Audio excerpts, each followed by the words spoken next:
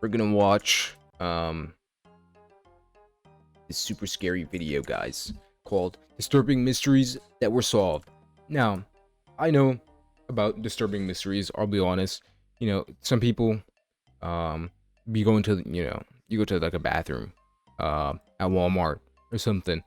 You'll definitely see a bunch of disturbing mysteries there, like who could have done this, how to get it on the walls, stuff of that nature. And like the fact of the matter is, like, the whole world is just filled with these disturbing mysteries. Now, are those the mysteries that they're going to talk about in this? I don't know. Let's find out. Irma Plastics.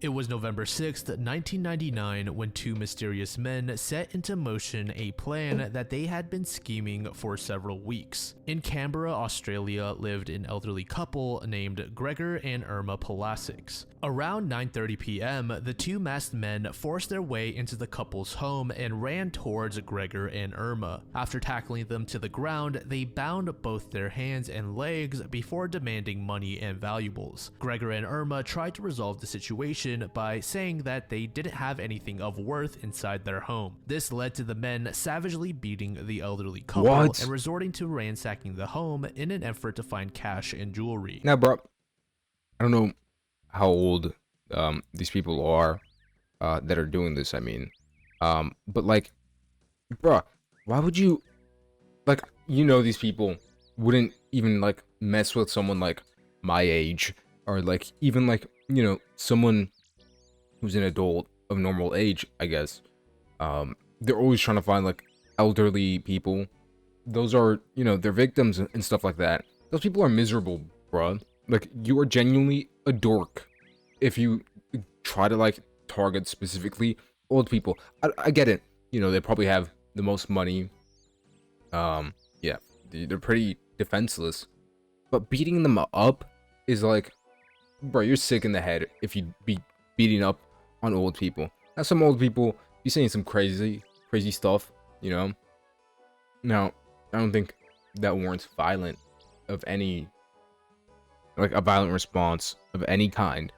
But just know, if you be beating on the elderly, you're a dork.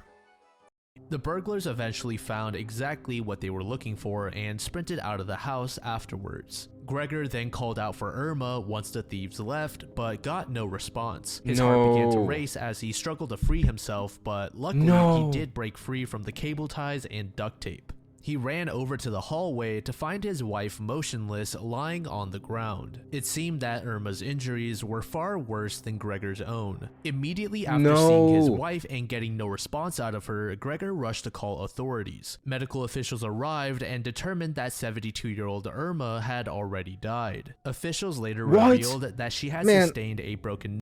That's sick, bruh. I hope... Well, I know that it says, disturbing mysteries that were solved, so I'm glad that this was solved. We're gonna see this in the future. But people like that are sick, bruh. Like, really, imagine if it was like your grandmother, or like, some elderly person that you're close to or something that this happened to. That's sick, bro. I can't help but like feel for whoever's family this happened to. Hashtag prayers go out to them. Nose during the burglary, and she effectively drowned in her own blood since she had duct tape over her mouth. An interesting detail about the case is that the Plastics were victims of another two burglaries back in 1997 and 1998. Investigators are confident that all three of these burglaries are related. Authorities had collected DNA evidence that may lead to the culprits, but as you would imagine, this evidence wasn't very crucial at the time due to technological limitations. In the early 2010s, a $500,000 reward was actually introduced in an attempt to drive more attention to the case. Investigators did try and gather leads to solve this in the years that followed the events, but there was little to go. Maybe I should have solved this. I don't know how helpful I would have been, but I could use maybe even like a decimal of that money.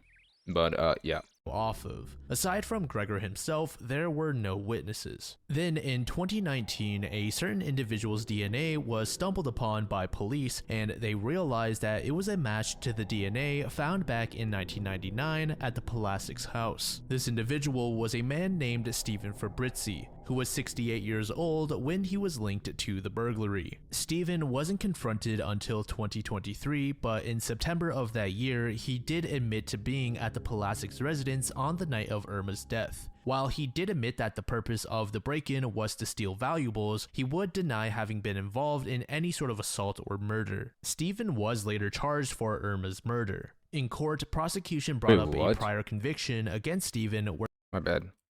Irma's death. While he did admit wasn't C99 at the Polasik's house. This individual was a man named Stephen Fabrizi, who was 68 years old when he was linked to the burglary. Stephen wasn't confronted until 2023, but in September of that year, he did admit to being at the Polasik's residence on the night of Irma's death. While he did admit that the purpose of the break-in was to steal valuables, he would deny having been involved in any sort of assault or murder. Stephen was later charged for Irma's murder. In court, prosecution brought up a prior conviction against Stephen where he planned to steal over $1.5 million worth of cigarettes. Stephen then tried to apply for bail. What?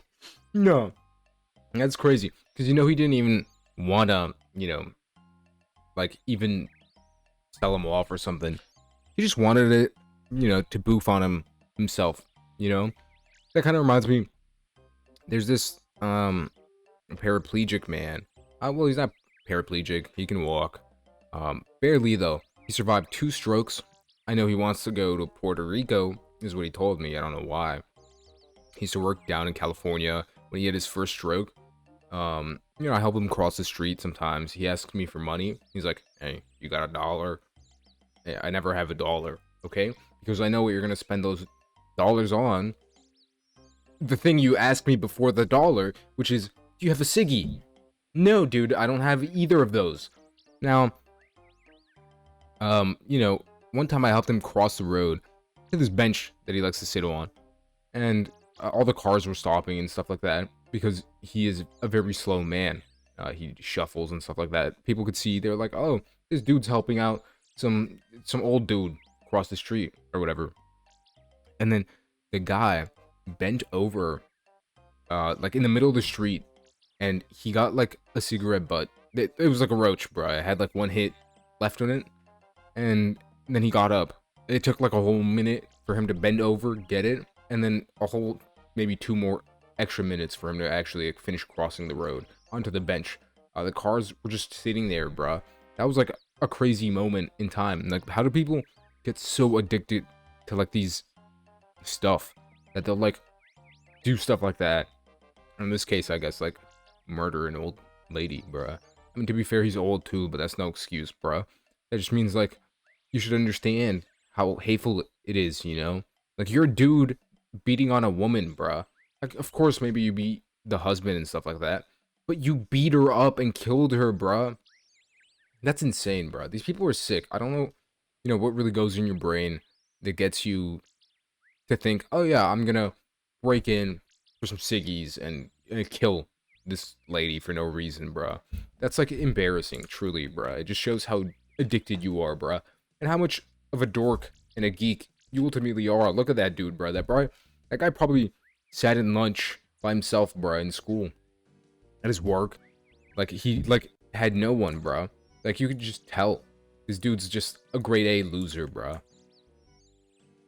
But prosecution brought up the likelihood that Stephen was going like to escape the from, country Good if Omens. this was allowed. Turned out that Stephen had dual citizenship and was also a citizen of Hungary. He even owned a sizable piece of land in Hungary, along with a savings account with over $250,000 stashed away. The judge ultimately refused the bail. The Polasik's family later came out and said that they were incredibly happy that Gregor and Irma finally got some amount of justice. Officials also informed the public that they are looking into the identity of the second person involved in the burglary. They have a number of suspects in mind, but due to obvious reasons, they are keeping that information secret. So it wasn't solved? You said solved. On January 17th, I could be wrong or 1985, in Raymond, New misunderstood. Hampshire, 24-year-old Denise Bolser went missing. That night, Denise's husband was dropped off at home after work. You see, that day, Denise actually drove her husband to work since her own vehicle was at the mechanic's place. So when her husband got back home and didn't see the truck, he was a bit concerned, not expecting Denise to be out. He entered the home and found a short letter that said, "We've got your wife." Denise's husband Nah. ran around the house and outside because he wasn't entirely convinced that this was really happening. At the That was a time, it prank? was snowing, so outside near the house, there were these other footprints that did not belong to Denise. They were far too large. He suspected that these belonged to the abductor. When police arrived and interviewed Denise's husband, they learned that Denise dropped him off at work and was supposed to drive straight home. We don't know if she got home, then left, or if she never made it back in the first place. Obviously, due to the note left behind, many believe that Denise was abducted. But there Yeah. were a number of people who actually thought that she had left of her own free will to start a new life. And like faked it. There were no I other mean, clues at the house. Like, to be fair, yeah, I guess there was like no evidence or anything. Maybe she was just tired, bruh. Maybe like, you know, she wasn't getting enough love or something from him, or not the correct type of love from him, or attention, or that or this. Maybe like she was like, man, I shouldn't have signed the prenup, and she was like, I'm getting nothing out of this, so she just left. You know, she's tired. I don't know. Ultimately, this apparently is a solved mystery, but it like, no way. Damn.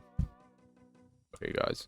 Whatever. And it seemed like the case was fated to go cold in the near future. However, authorities were able to locate the Bolser's pickup truck at the Logan airport, and inside were Denise's social security card, birth certificate, and credit cards, all of which were just sitting loose out on the front seat. Police were now suspecting that foul play was involved, contemplating the possibility that Denise had been murdered at this point. The items found in the truck did not help progress the investigation though, and eventually Denise's husband actually filed for divorce, which confused some people. Investigators turned to him as a person of interest, but in the end they determined that he had no involvement with Denise's disappearance. Several months later, investigators came up with an interesting theory. Denise was working as a bookkeeper at the time, and her employer actually accused her of stealing anywhere between $15,000 to $100,000 during her time there. Then in the following year, What? Are you Denise was sure actually he charged said with that correctly? accused her of stealing anywhere between $15,000 to $100,000 What? Yo, how? Like, what could she have possibly? How could she have stolen all this money like without people noticing? Well, I guess they did notice. Maybe she ran away because of that. But like, how do you just steal that much money like easily or whatever? You gotta tell me. You know, not that I'm gonna do anything or like, you know, copy the methods or anything. It'd be good to know though.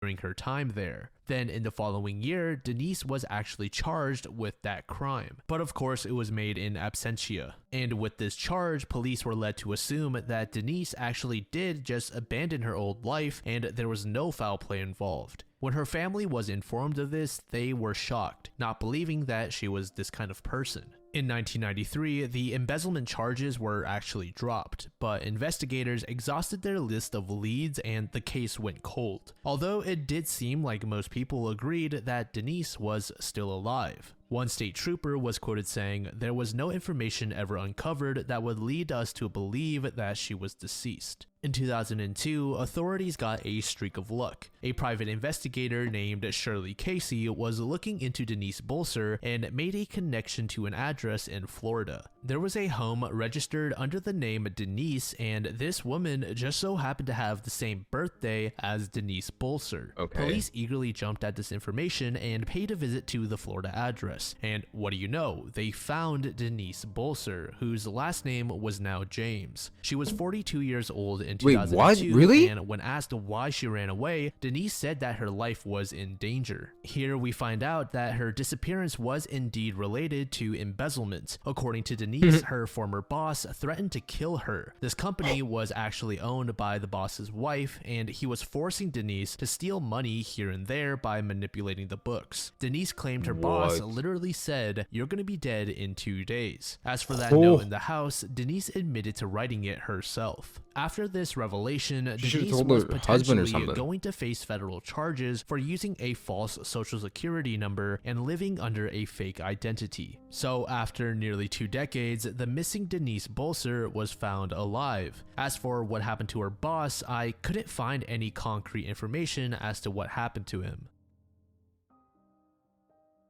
What the hell? How long did she get arrested for?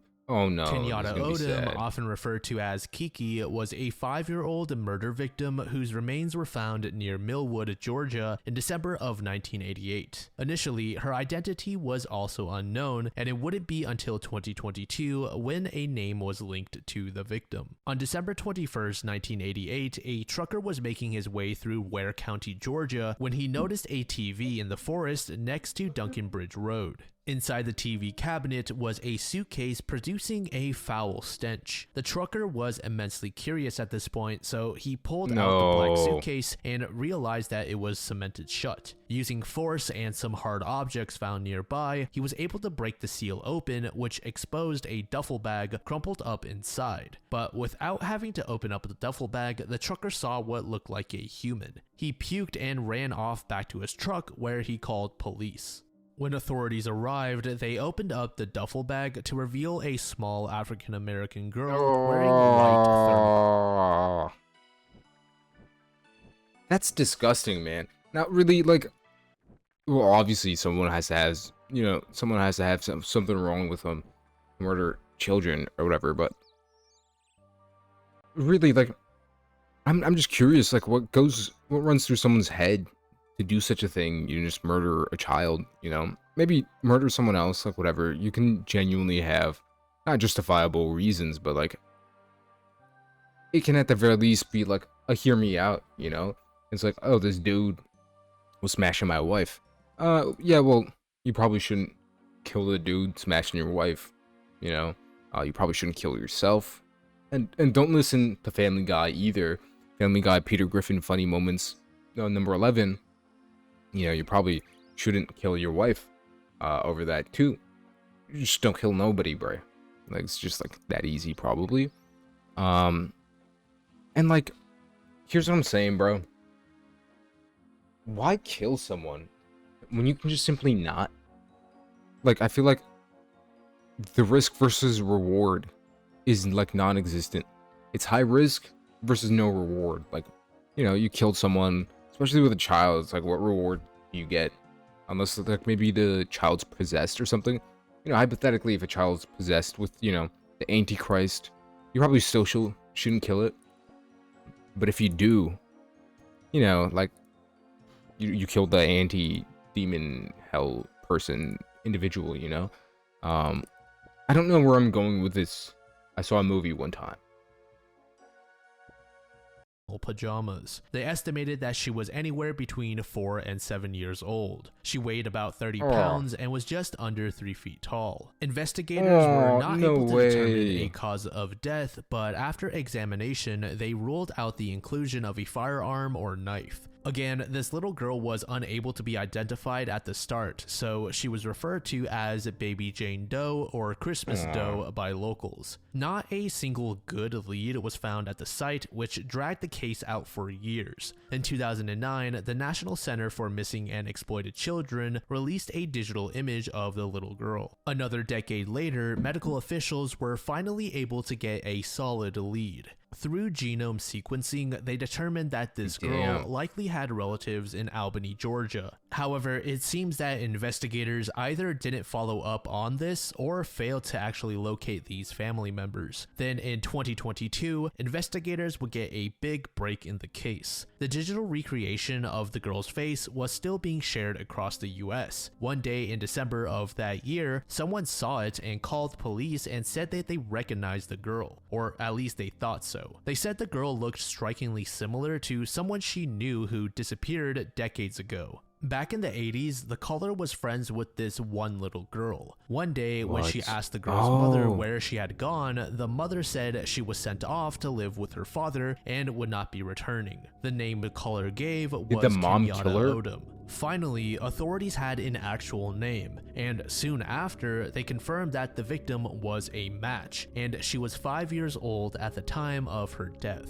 Now that a name was found, the next task was finding out who had killed Kenyatta or what exactly happened. Yeah, who would leading do up such a to her sick thing, death. dude? And obviously, the first step would be to question all of Kenyatta's family members who were now easily tracked down. It didn't take long to figure out that the killer was Kenyatta's own mother, Evelyn Ah, I Odom, knew it. who was That's sick, bruh. That's sick. That's disgusting, bruh. People like this genuinely need to be like publicly executed or something. You know, maybe bring the dinosaurs back. You know, build an arena like a coliseum or something. Have them fight the dinosaur. They're not gonna win, probably. You know, unless there's some freak. But damn, these people really choose their victims like, oh, they're like, oh, I'm angry. I've got pent up anger, that or this, and like they take it out on the elderly or they take it out on children, bruh. Like these, they can't fight back. Like that's sick. You like, if you're gonna kill someone, you know, I'm not condoning killing anyone, but at least kill someone that like might even have like a fighting chance or something. Like these people, you know, crazy brolic dudes go and find like children, old people, you know, women, and then other people will always find, you know, someone that's a victim, I guess, an easier victim or whatever. Like they never will just like, you know, 1v1 duel, in an arena, like a coliseum or something. You know, nowadays, if you're gonna settle something, you want to kill someone, do it consensually, bro. Like fight to the death, you know, with a spear or like a sword or like an axe or something. You know, don't just like sneak up on people and kill them, especially if they're your children, bro. How could you do that as a mother? Like genuinely, that's like, that's sick, bruh. I'm not sure. Does she not feel like motherly instinct or something? And then I don't know what course this is gonna take, but I almost like 100% bet she's gonna be like, oh, I killed her on accident. It was an accident, and then I was scared of the consequences, and I had to cover it up or whatever. Like, bro, you know you did that on purpose, bro. But I'm not sure. Let's hear also what this sometimes lady has to referred say. to as Zamika Luciana. She, along with her then boyfriend, Ulysses Sanders, were arrested on November 13th, 2023. And no, Ulysses was not Kenyatta's biological father. At the time of their arrests, Evelyn was 56 years old and Ulysses was 61. They were both charged with the felony murder of Kenyatta, as well as first-degree cruelty to children, aggravated battery, and both conspiring to conceal and actually concealing Kenyatta's death. Authorities learned that Kenyatta's death was a result of her lower body being submerged into very hot water, which was borderline boiling, by her own mother. Why she did this, I have zero.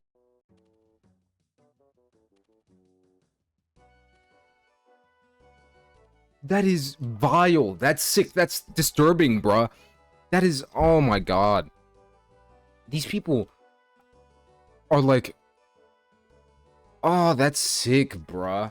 That's disgusting. What could your child have done to deserve this? They didn't even ask to be put in this world. And they didn't even get a chance to grow up. And that's what kind of hurts the most, seeing this, is just they were given a glimpse to a world that they would ultimately never get to experience. I don't know why you'd ever just do that to something. That, like, bro, that gave me chicken skin, bro. Like, I got chicken skin right now, bro. Idea. She probably got some sort of sick pleasure out of it. But after dunking her 5-year-old daughter into the water, she sustained terrible wounds, which Kenyatta ultimately died to. In official documents, Kenyatta's feet and legs were said to be horribly disfigured. Evelyn and her boyfriend Oh, refused to take her to the no. hospital. Some of you might be wondering who Kenyatta's biological father is. Well, I tried to find this information, but it seems that even officials don't know. But it's not from a lack of trying.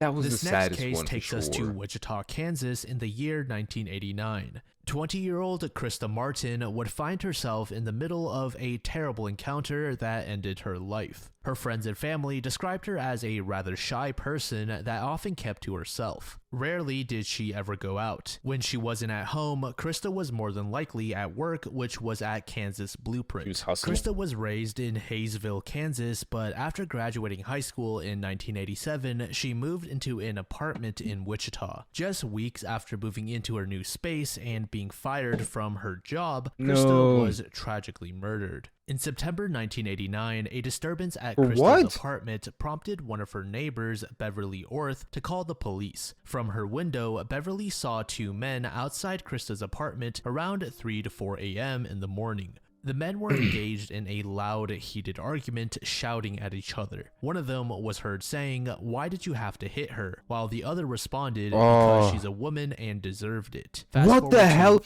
This is what I'm saying. People are sick, bruh. Something is genuinely wrong. You know, if you're a woman out there, you know, woman of the interwebs, please be careful. Just being around dudes, bruh. I'll be honest, when I was younger, I was kind of like, why are women so afraid of dudes, you know? It's like, it's not even that crazy. We're not all murderers or whatever, or that or this. Stay safe, like, for real. Stuff is getting crazy nowadays. You really don't know people's intentions at all anymore. You'll, like, maybe be having an argument with someone, and, like, for real, you just don't know what's going on in their brain. They'll just snap and, like, for a second just, like, be like killing you, bruh. Maybe, or even just like having a nice conversation with someone. Someone could just pull out a knife and kill you, especially if you're a woman, bruh. If you're a chick, like, well, I've thought about this, like, as a dude as well, is like, what do I do if, you know, maybe I'm just walking the street or something, and for some purpose, you know, for something or other, you know, a car of dudes just pops out. You know, 5 dudes pop out of a car or something. Even 4 dudes is probably enough. What if they just, like, grab me and snatch me, bruh? I mean, you know, I'm not the lightest person. I'm 6 foot. I'm, like, 167 pounds. You know, I'm decently heavy. Now, what am I supposed to do against 4 dudes, you know? They can probably just pick me up, grab me, stick me in the car or whatever. And, like, that reality, that's not as, like, unrealistic as you think, especially for women, bruh. Like, a chick or a dude could probably just grab a chick and just shove her in a car or something. Really be careful out there. I think if you're gonna be a chick and you want to explore stuff or do whatever, maybe go on a run, do it in the morning. If you gotta go anywhere, bro, just go in a car. Like, I don't even know. Well, it totally depends where you're, you know, situated and stuff like that. But honestly, I wouldn't trust, like, anything at all anymore. You know, someone can just snap randomly, and you could be just the first person that they decide to, like, you know, murder or just pick up, kidnap, do whatever. Really stay safe. This world is vile. This world is sick. It's like, it's not worth it just to do whatever you want, you know? It's like, weeks, Krista Martin's lifeless body was discovered. The final time she was seen alive was on October 1st, 1989, when she was with her friends at a local club called Toto's. Her body was discovered in her apartment at 1 a.m. on October 2nd, 1989. Concerned when they couldn't reach her, one of Krista's friends visited her apartment to check on her. Krista was found lying on her couch, fully clothed. Police investigating the scene found no signs of forced entry or burglary. There was no indication of a struggle, and initial no willow reports trees here. suggested that Krista had not been sexually oh, assaulted. willow tree. However, in a 2009 Crime Stoppers special about Krista's unsolved murder, authorities stated that Krista had been beaten and sexually assaulted, possibly by No. the same person. Oh, that's, yeah, that hurts, bruh. That, like, you know, people are genuinely sick, man. That's like, that's a different level, dude. I think, you know, there's killing, and then there's, you know, doing that, like essaying someone. I don't know if I can say it. You know, I'm not gonna test my luck this early on with YouTube. But it's like when stuff like that happens, you know, you know, killing, maybe hypothetically, like I'm not saying you can, but hypothetically, you can probably rationalize killing someone as like, oh yeah, you know, like this person made me angry, or like I just decided to snap and kill someone. Ultimately, death is a part of nature, you know. I'm not saying that it's correct, but everything kills everything. At some point in time, everything dies, you know. I don't think it's correct that people are out there killing other people, you know. But that's just like the fact of the matter is that, you know, that's just what death is, just true. Death is absolute. Stuff like, you know, SA is sickening in a way because, I mean, to be fair, like other species of animals do exhibit, you know, that type of behavior, mainly because probably like you know, they have more of a biological incentive to do so. I mean, animals' sole purpose is to breed, and I guess you could make that argument to an extent on humans, but I think no matter what, it's just fundamentally an evil thing. Death can be rationalized as just a natural thing in the world. This stuff is just not. This stuff is sick.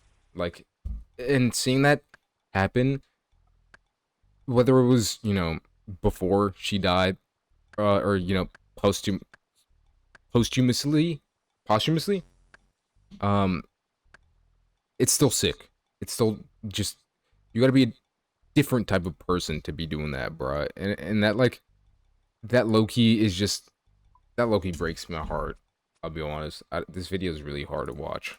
Who had attacked her weeks before her death, in what was considered a domestic abuse situation. Initially, suspicion fell on Krista's friend, who had discovered her body. He explained that he had become worried about her and just had a gut feeling to check on her in person. However, after questioning, he was ruled out as a suspect in Krista's murder. During the autopsy, it was revealed that Krista had suffered a blow to the head from a blunt object, with the injury located on the back left side. But investigators were unable to determine the specific object used in the attack, as no weapons were found at the scene. In fact, little to no evidence was found, so investigators had a tough time solving the case. Investigators were able to scrape together small traces of DNA evidence from the site, but due to technological limitations, it wasn't entirely valuable at the time. The DNA was submitted to the FBI in the early 90s in hopes that it would help identify a suspect, but this was not the case. This was done again in 2009 with the same result, and again in 2020, but this time they got a hit. Or rather, this 2020 submission would provide a possible identity 3 years after in 2023. The suspect's name was Paul Hart, but there was a bit of a problem. Paul had died in 1999 in a traffic accident in Memphis, Tennessee. Due to this, authorities had to collect DNA from his living relatives to test against what was found via a sexual assault kit back in 1989.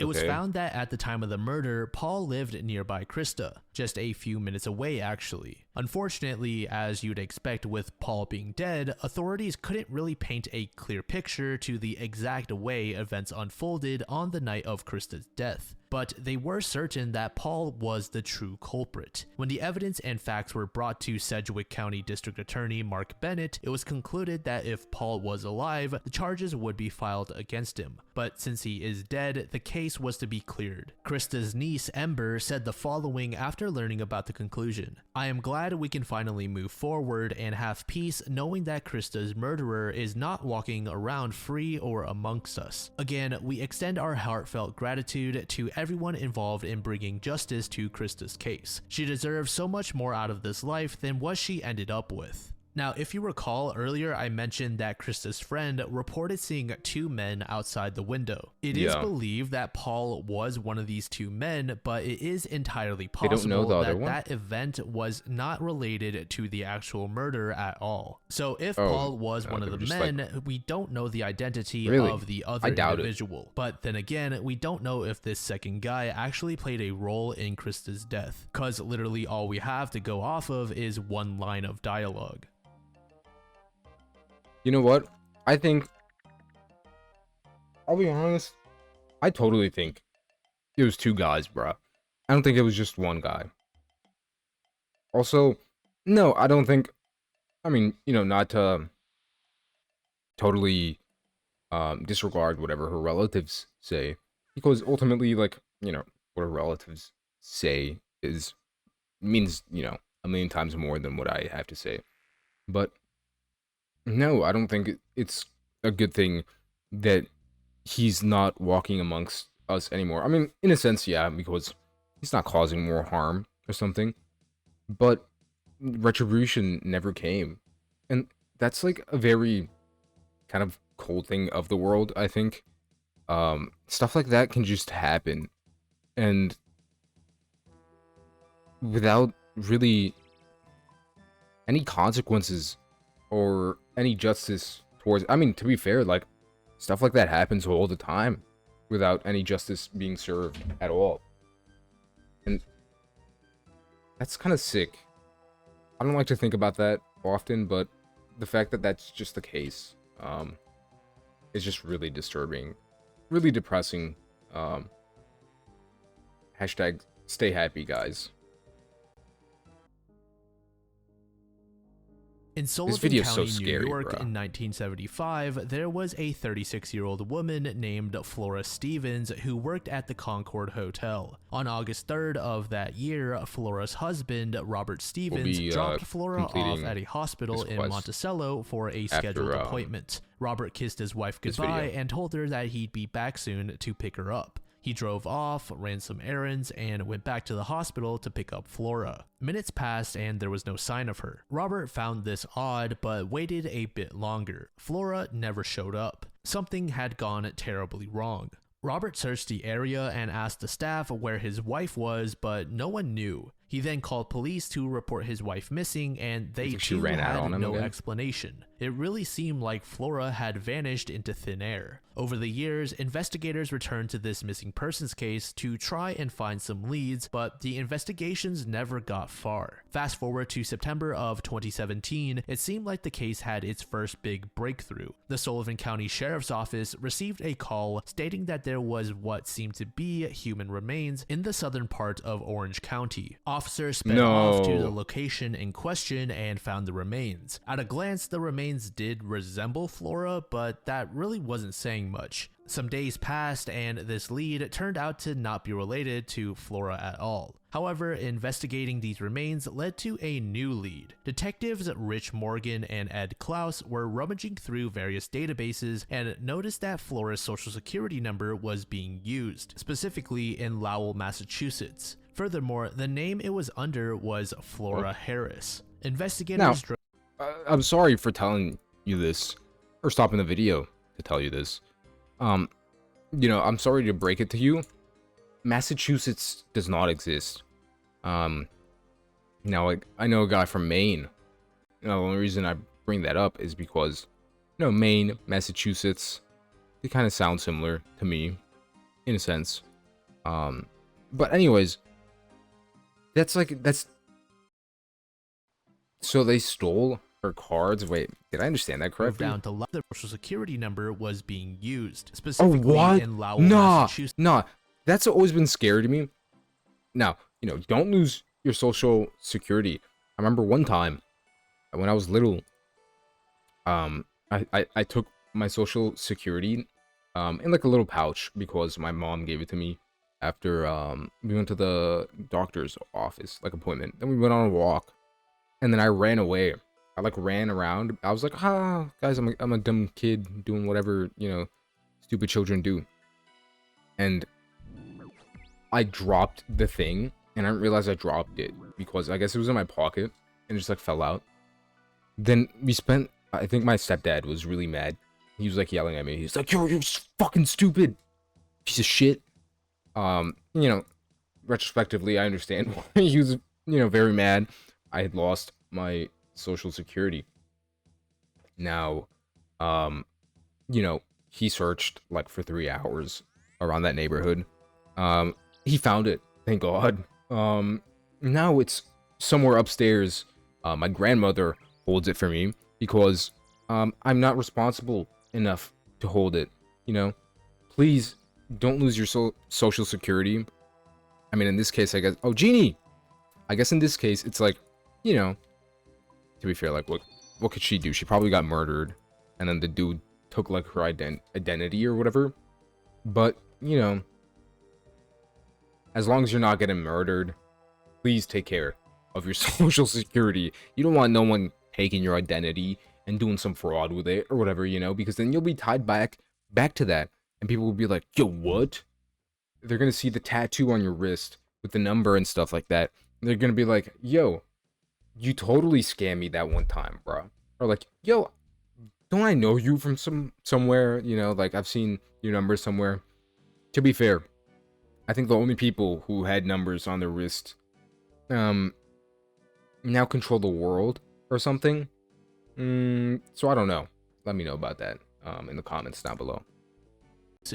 Furthermore, the name it was under was Flora Harris. Investigators drove down to Lowell and realized that Flora Harris was being held at the Care One medical facility since 2001. The detectives pulled out a photo of a young woman and showed it to Flora Harris, and she muttered out weakly, "Hey, that's me." The photo was of Flora Stevens. After several decades, she was finally found. Turned out that Flora had dementia and had been bouncing around a number of care facilities in New York and New Hampshire. According to a former employee at Care One named Festus Mbuva, Flora basically never mentioned her family. But when she did, she would only say that she had a rough marriage to an abusive husband. Whether or not this is true is tough to say, as Robert Stevens passed away in 1995 and was never suspected of being involved in her disappearance. And again, Flora does have dementia, so some things she recalls may not be accurate. Festus added that whenever she tried to pry and learn more about Flora, she'd say something like, "None of your business." Other facility workers mentioned that when detectives showed up, Flora was having a good day, and it was almost miraculous that Flora was able to make out the photograph, hinting at just how bad her mental state had gotten. While Flora herself has been found, and that is really an amazing discovery, there are still so many questions. Just what happened to her at the hospital, and how did she end up where she was? Some people who believe that Flora's husband really was abusive tend to think that Flora had just ran away, which, if the claim is true, is entirely possible. Detective Morgan said it perfectly. Most of the secrets are locked inside of Flora, and I don't think we'll ever get them.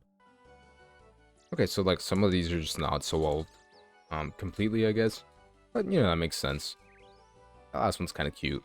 I mean, in a sense, dementia really is disturbing thing. I mean, at the end of the day, what else do you have other than your mind? I mean, you have your body, and I think you should always aspire to really be at peak physical form, because your body is you, but ultimately you are your brain. You're just your brain, and your body is just the meat suit that's around it. Anyways, I thought the 5-year-old girl story was just the most heartbreaking thing ever. So tell me in the comments which one you guys thought was the most disturbing or the most sad. If you want to see more content like this, I don't know, let me know. People of the interwebs, this one was a hard watch. Cool guy out.